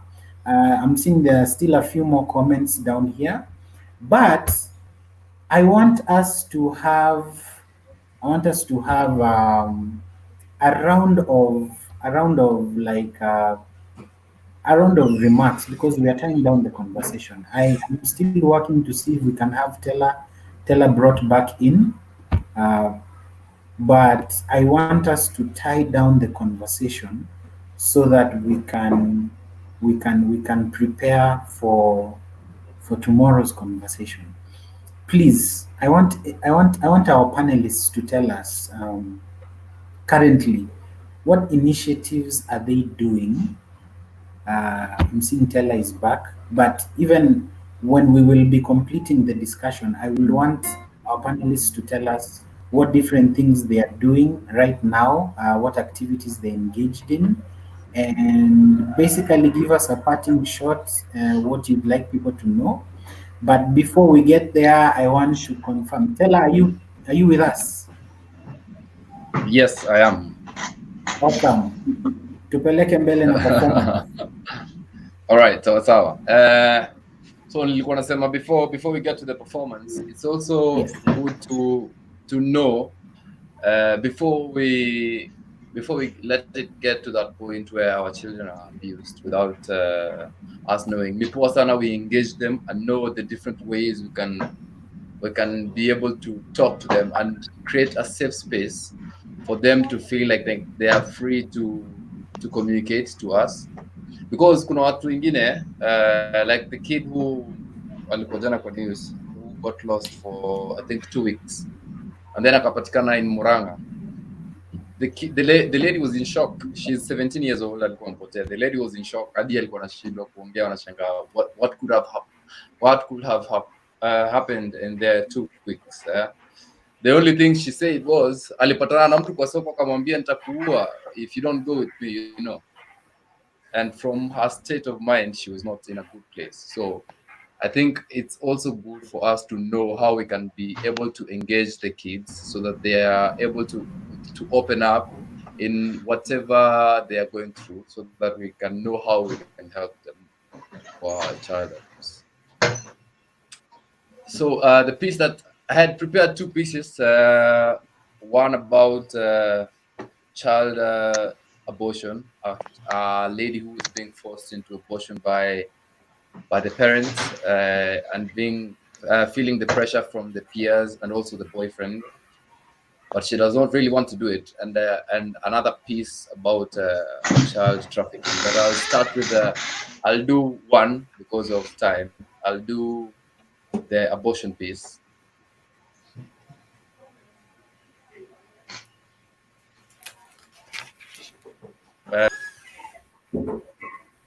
Can you get me? Yes, we can hear you, Tella. So this is the voice of the child in the womb. It's called 1 minute.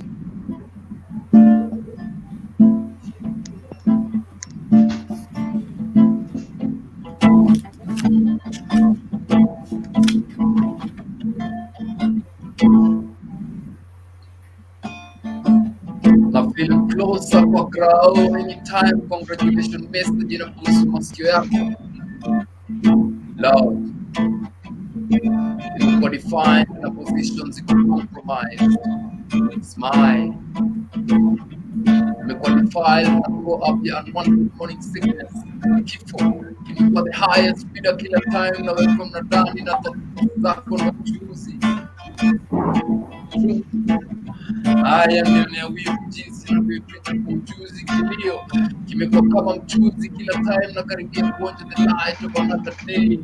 Comfortable display, moyo wangu umekuwa ka helikopta ya uchungu, nimekuwa maskini wa imani hata machozi yanifine wangu juu yanitoka kila time, mawazo yanipanda, wapi daktari mzuri atampa mama different idea, jileti hizi hospitali ni kama zimejaa tuma hit. Najua sina ujuzi wa kukupa advice, nilikampa hii tumbo tu majuzi, lakini please lenga hizi dawa na meza juu zanifikia zikiwa sumu. Hii environment inaweza kuwa kaozo, maji yamegeuka rangi, macho yamekuwa mekundu juni, machozi yamekauka sasa ni blood na pain fees anytime I feel like crying. Nimeanza kuwa na tumbo joto juu, napatana madawa chini na dungwa na surgical tools, handle ya exit imeanza kuingiwa na pressure, hizi kuta zimeanza kuwa slippery, sichitu kiasi nitoke properly. I promise to be one of a kind. Natamani kuona smile yako ukiniintroduce kama mtoto wako. More than a son, nitakuwa friend yako. Nita stretch marks zako yangu, doni stretch marks za lips zako, ukicheka celebrating my achievements. TikTok kwa Facebook na vitu tunapenda, nipe nafasi nikushow venye mimi forever. Naomba tu leo nipe nafasi niishi kesho, nitakupa reason ya look forward to another day. Naomba tu nipe nafasi niishi leo kesho, nitakupa reason look forward to another day.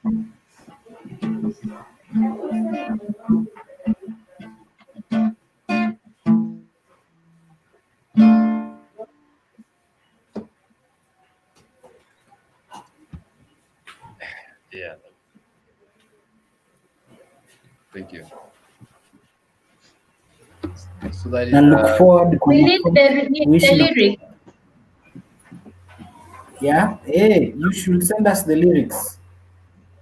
Hapa. Yes. Tell hapa ninaona future employers hapa. Hapa. Shows hapa. Hapa. Gigs kuje. Sana huyu Njeri na huyu Roda na huyu Martha na huyu Winnie. Hapa. Namba yangu inaanza na 07. Thank you so much, Teller 254. I wish we had more time. I would do the other piece, but I don't know what happened with my connection here. Ni shida ya mitambo. It is understandable. It is very understandable. All right. I'll send you the lyrics. Thank you so much. Thank you so much. Anytime. So, nimeambiwa kuna so many comments that are coming in, and it will be extremely unfair to go without acknowledging them and going through them. So before tuende kwa ile episode, I told my panelists about giving us a brief on what we're doing currently and a parting shot so that we close the discussion. I'd like Desmond to quickly take us through a few of the comments that have come up since our last time. So Desmond, ugubi mpira kwako. Asante sana. So I'll just go through them as quickly as possible. I left off at Wile Oeba, and he is asking, how do we support abuse victims as it changes their whole life? So I'm going to, if I meet a question, I'm going to assign it to someone. So I'll ask you guys to be a bit attentive, so that when I drop the question for you, you'll just answer at the end of after like I've finished reading the comments. Yeah. So I want to direct the question to Hi Rhoda. Hi. Yes. So the question on the screen, I'm directing it to you, and you'll answer like after I'm done. I'm done with a comment. Yeah? So Oeba also says, I'll be putting everything I'm reading on the screen.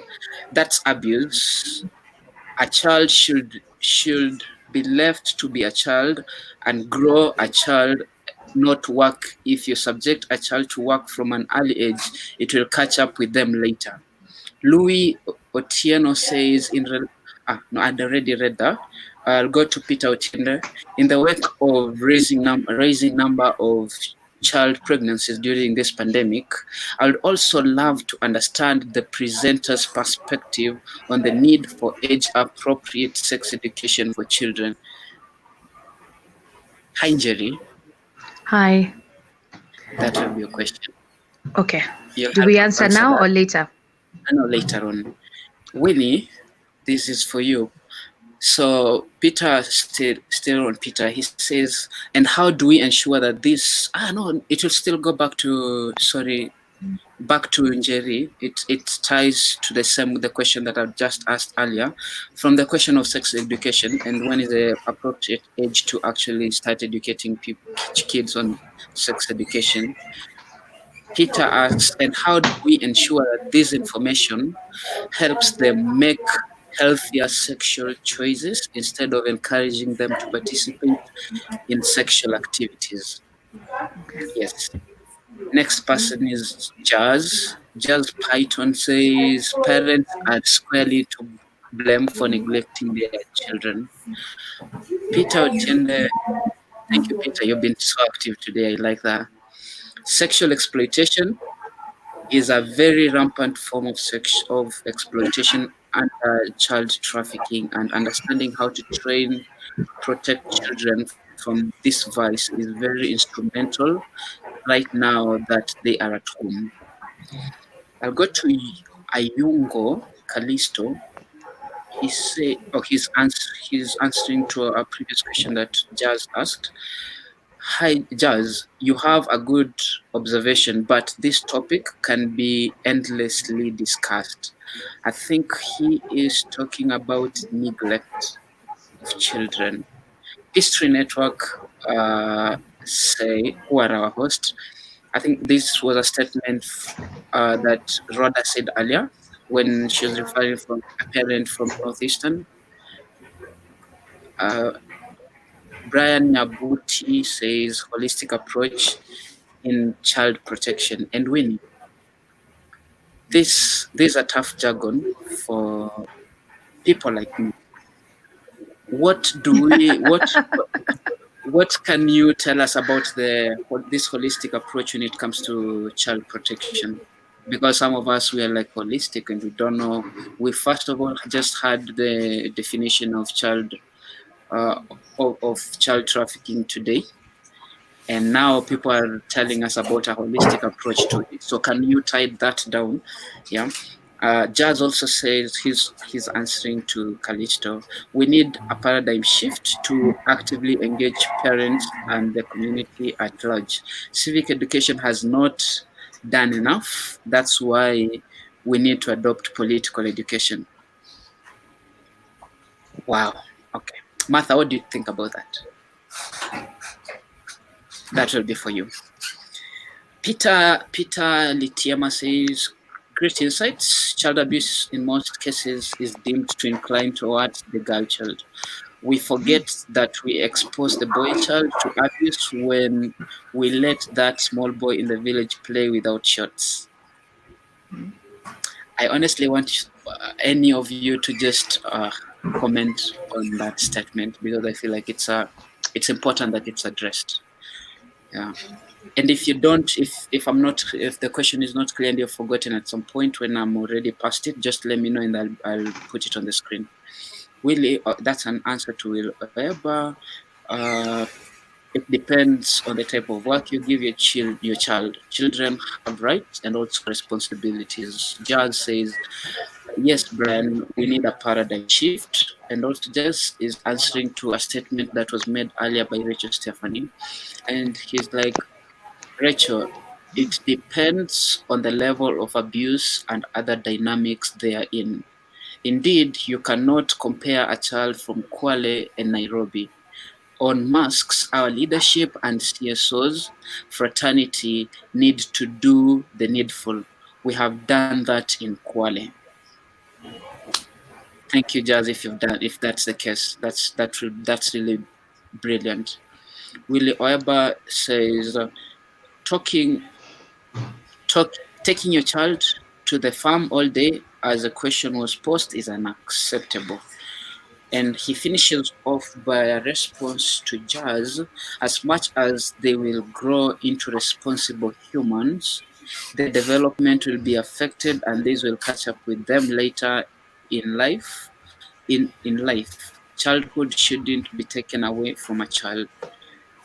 Yes. So I want to start with Rhoda, and then I'll go to Martha as the screen goes, and then Jerry, and off with Winnie. Thank you. Yes. Thank you very much. You asked about how do we support abuse victims, and I want to start off by saying it requires concerted effort by all the players in everyone in the community.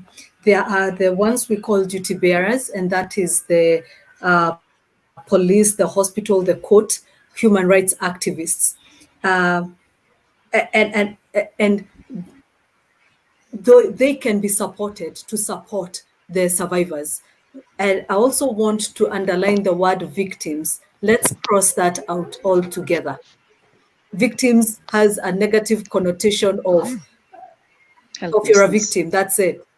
Helplessness, powerlessness. But when we call them a survivor, it helps even us view them as such, view them as people who are rising up and going past the experience and the event. But when we call them victims, we are keeping the survivors down. So, okay, that also as a paradigm shift can help support abuse victims. So I was saying the duty bearers, the police, the hospital, the court, there are ways to support the survivors of abuse by following the protocols, the guidelines that are already set, because they are there already. So just following them and doing due diligence in investigation and prosecution and all of that. Then there's the part for the community. And the community, God bless us, but it is made up of us. The community is made up of us. Wangusha hizi kesi by not reporting on time, by hiding evidence, by protecting the perpetrators, by looking the other way, by protecting ourselves before we protect the survivors. Sisi ndio waangusha. And if we would just, let there be a paradigm shift from us, so that one, we do not stigmatize the survivors. I have asked a lot of times, why is it that in many places you will hear a statement of we kwenda huko na ulirepiwa, as opposed to we kwenda huko na we ni rapist? Why do we stigmatize that whole thing and say that the survivor is to blame? They had short dresses, they were out at night, they drank beer, they did all of this. All of these things can be done without someone ending up violated, right? And if we stigmatized the perpetrator and not the survivor, then perhaps nobody will want to be put in the category of perpetrator. They'll not want to walk around and be said, "Oh, don't let your daughter walk with that guy. He does ABC." But instead, we are afraid and we protect them. And so I think for the community at large, we need a whole paradigm shift that dignifies the survivor, dignifies that the violation happened and it shouldn't have happened. That's why it's called a violation. Shall I continue? I suppose like I have a lot I'm saying and I'm taking time off from the rest of you. But yeah, sana, if I was to be asked in one sentence, what would you say? Dignify the survivor. Don't dignify the perpetrator. It doesn't matter if he's the husband, the father, the grandfather, the president of any country, of course, of any country. It doesn't matter what position they hold. Do not dignify the perpetrator. That's it for now. And again, if I can add something on that, I would say it's also on our part to make people know that people opening up about what they're going through, their experiences, is not bad. It's normal. Normalizing the conversation and also amplifying it in the different platforms that we are in and different levels of interaction that we are in at. Making people feel like they can feel free to talk about it, and also demystifying your story. You've been raped. Demystifying, like we're demonizing the survivors. Adding on what you were saying, Rhoda. Yeah, that's it. Making people feel free to be able to open up, to talk more about their experiences. And on this, in my DMs, I was having something about mental health on my page. I did a piece on mental health, and on this, there are so many people who came to my DM saying, "Oh my God, you just said what I have been afraid of saying, of speaking in so many years. People have been being molested, raped, losing, just being mistreated in the society." And me opening up about my experiences about that has helped people open up, and because of this tumeget kuhelp wase kadhaa, because I've had partners when you're able and willing to help as therapists. So if you know anyone out there who has been through child abuse or any case of mental health problems, you can help them. Reach out to me and I'll patch them up with someone who help them for free.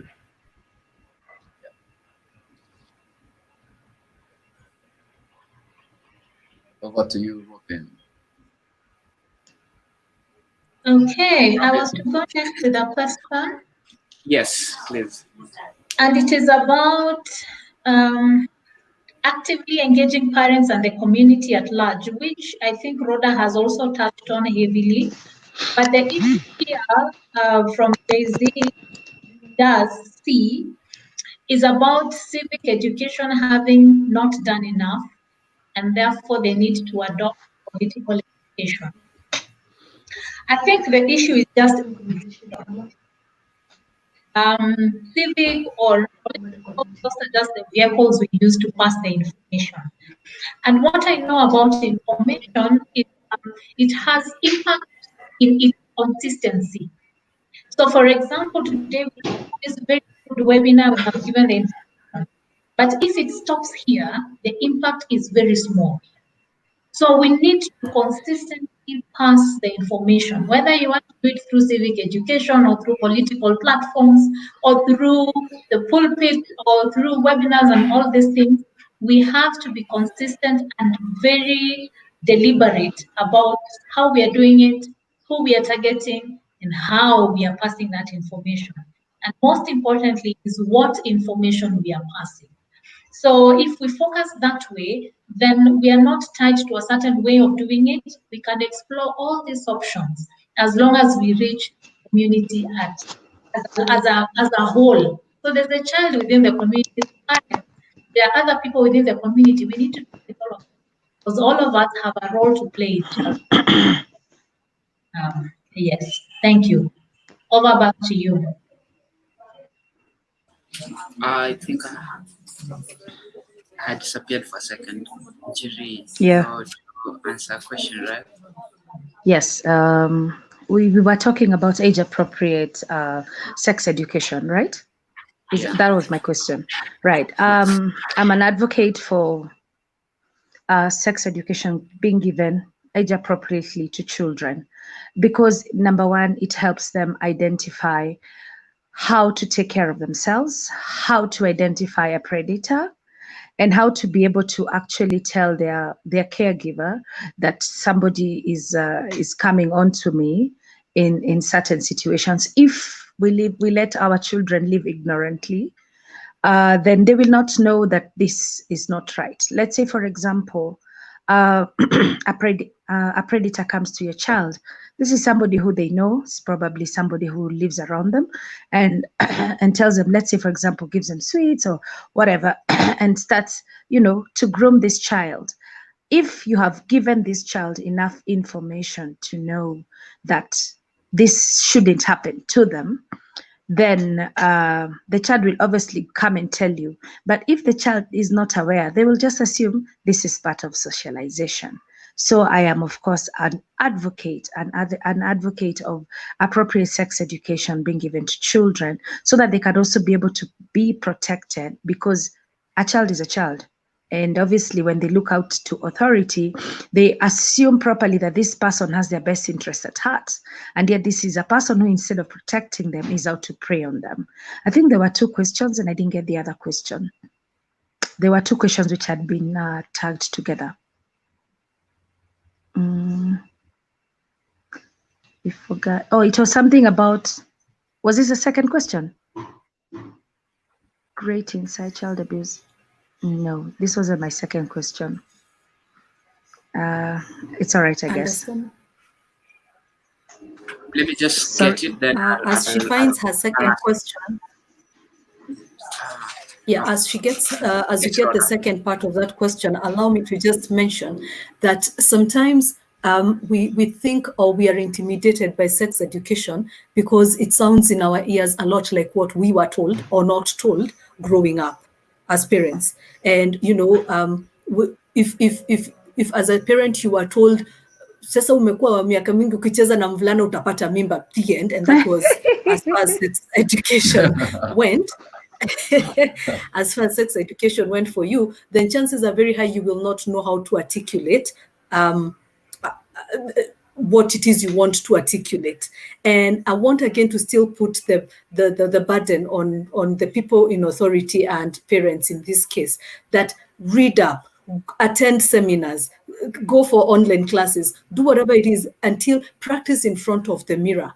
Work with tools like movies. If you can vet a movie beforehand, you can watch it with a child, right? And then you can ask the child, what do you think should have happened there? Do you think that was right? Do you think that would have happened differently? If that happened to you, what would you do? You're bringing out responses from them in a non-intimidating manner. Yeah. Non-intimidating to you and to them. And it becomes a comfortable conversation to have, as opposed to lectures and misomo and PowerPoint presentations. You're meeting the children where they are at, and you can have the conversation in a language they can understand. Yes, familiar with, and with visual aids. So, again, I dare to us as parents, as part of the community, step out of your comfort places and zones. Don't say, mimi sijui, so what? Kama haujui. Jua. And also on to add on to that, there's this idea that I don't understand where it comes from, where a lot of people assume that sex education is teaching children to have sex. I don't, we need to do away with that misconception, because sex education is not talking about sex only. It is actually educating children. We need to stop telling our children to call, let me just give a good example. You teach a child that their private part is a cookie. So this child comes and says, uncle gave me a cookie, or something like that. So at what point will you realize that this child is talking about, this child is going through abuse, but you don't know, because they don't even know how to even say, to actually name their appropriate sexual parts. Because you give them funny names, cute names, so that we don't really want to talk about it. Sex education is enlightening. It's giving these children tools so that they can know and be aware. This is what I am. This is my body. This is how I take care of my body. This is me. So I think that is a very important point that parents need to know. And also, as a parent, as a teacher, as people who are the caregivers and the duty bearers that are supposed to protect children, sex education is enlightening. It is not supposed to be intimidating or fearful. And as a parent, it is your duty to step up onto the plate and stop saying, mimi sijui vile nitaambia mtoto, sasa mimi nitafanya nini? That is your child. That is your responsibility. If something was to happen to that child that was inappropriate, what would you, utarudi kusema mimi sijui? You understand? So we need to step up as a community and even as parents. We need to be, own up this responsibility. Yeah. Over to you. Thank you, Jerry. No, before Desmond, Aki, allow me, before you get, allow me to add to what Jerry has said, because she said something very, very important on calling body parts cute little names. I'm not saying I agree totally with her, and let's not get crass, but even calling children Baba, Toto, all those cute names, that means that if they were in danger, right?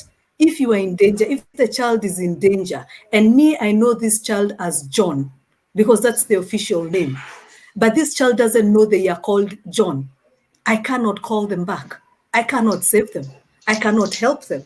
And this, God forbid that any of these violations happen to any of our kids, but it also means that when they get, say, to court and they need to articulate what happens, the court requires that the child describes what went where, what happened, so that then they can look on whether it's the proper charge has been written, all that. But then the child doesn't know how to say these things.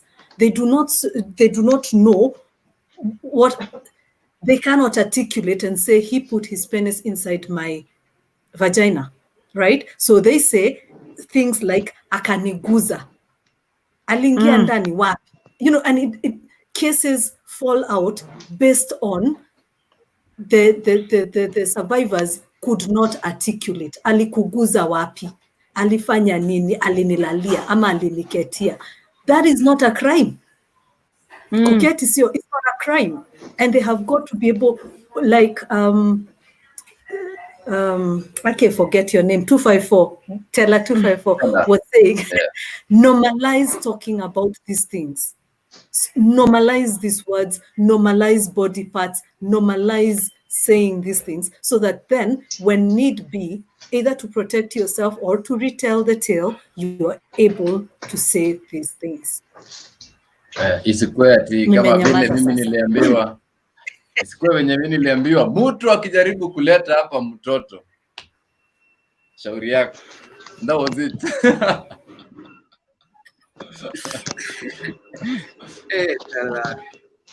Anyway, yeah.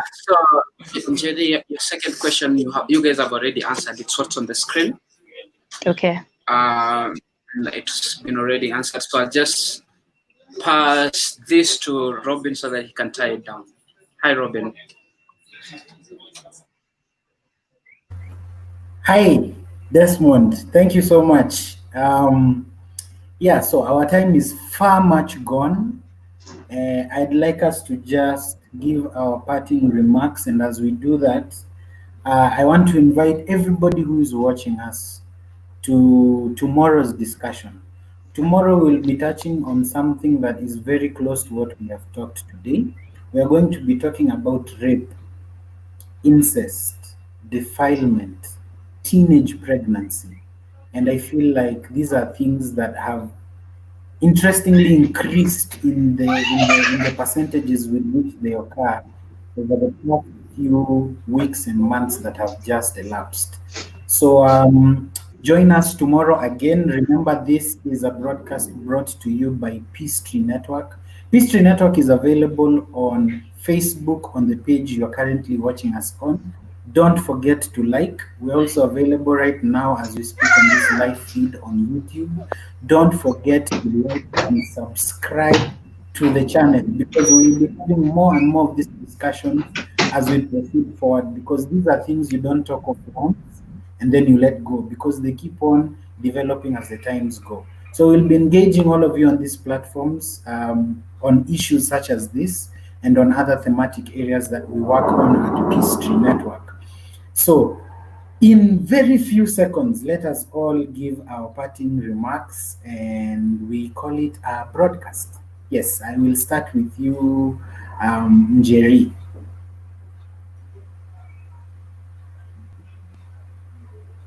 Please unmute yourself, Jerry.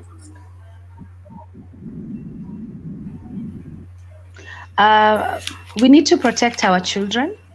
Our children are actually our heritage, and we can't keep on calling them future leaders. I mean, unless we're actually protecting them. And if we traumatize these children, they're going to become the next generation parents, the next generation leaders, the next generation everything, and hurt people. So let's take care of our children. Let us be sensitive to their needs. Let's protect them, and let's make sure that there is nothing greater than our children. Thank you. Over to you, Martha.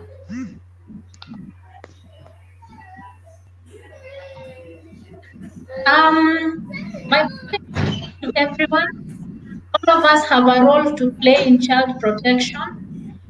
And so even if you just raise alarm, that could be the first step that determines whether that child survives or dies. So everybody needs to look at that as their responsibility and to see children as their own, whether biological or not, and to be concerned for them and be very deliberate in taking a step towards making their life as comfortable as possible and safe from abuse as well. Okay, thank you. Thank you, Robin. Rhoda. Yes. Thank you, Robin. For me, I'd just like to say again that every one of us is either a caregiver or will be a caregiver or needs a caregiver. And burnout and trauma, these are real.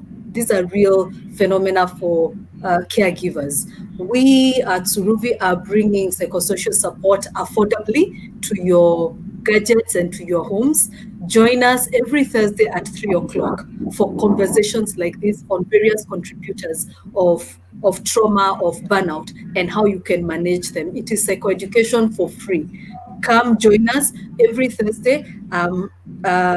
Follow our Facebook page, etc., and grow. Grow with experts, grow with peers, grow with colleagues. Let's no longer say that we don't know what to do or where to get information from. Join us every Thursday.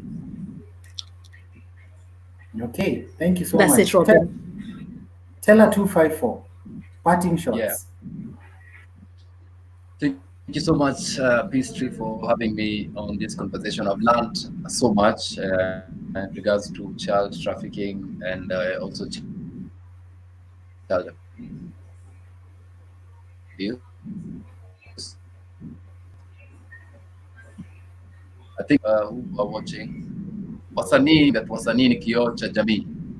So wewe ni kioo cha jamii, wewe ni role model kivipi kama hakuna role una play model hii society? Let's talk more about the things that are around our societies and communities and sensitize people more about the child trafficking and also child abuse, and also normalize these conversations as we try to amplify them in our artistic ways.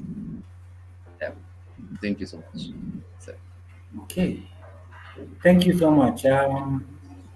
Remember, children are very vulnerable, and children are especially in their formative years, when they are being called Baba and everything. They soak in everything that they observe. And so when they observe and soak in something that is not correct, it affects how they perceive the world and how they relate to it. So I'd like to thank all our panelists again. From myself and my very able co-MC, co-moderator Desmond Ogubi, we are tunasema ni asante. We salute you and we say continue on with the great work you're doing out there. Najua tutapatana kwa hizi streets. Asanteni sana, and we have loved you and now we have to leave you. Okay, sawa. Santi.